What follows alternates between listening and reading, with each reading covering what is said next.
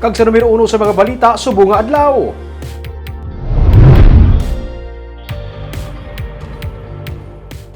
Albee Benitez nagapreparar na sa kompleto nga line-up para sa eleksyon. Sunod sa iya, may palaabuton nga surprise candidate.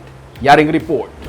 Kompleto nga line-up halin sa mga konsihal, vice mayor kag congressman ang ginapreparar sa kampo ni Albee Benitez nga magapapili bilang mayor sa Bacolod. Sunod sa iya, subong pa lang may mga ginakonsider na siya nga mga kandidato. Ang mga balasihan niya sa pagpili sa mga maupod sa iya sa partido, amo ang ilang mangin kontribusyon, ilabi na sa pagbangon sa Bacolod, gikan sa pandemya.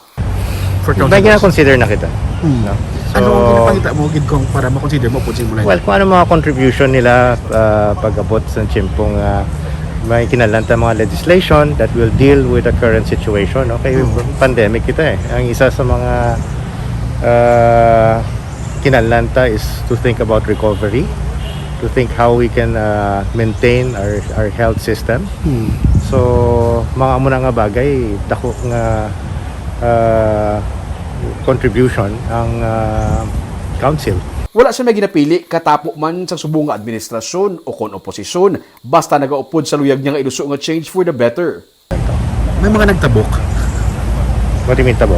from the administration. We will consider everyone, no? Especially those who would embrace the concept of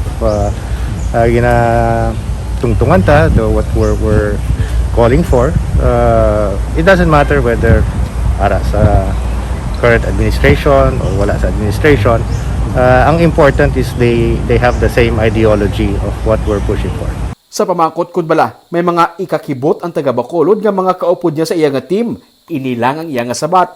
May mga sa lineup nga ma-surprise ang taga Bacolod ayhan. Well, it will be new. So there will be some surprises. Wala siya anay sang luyag pangalanan sa subong kay parayon pa ang inistoryahanay. Sa katapusan sa bulan, natala na ipakilala ni Benitez ang mangin katapo sang iya nga partido.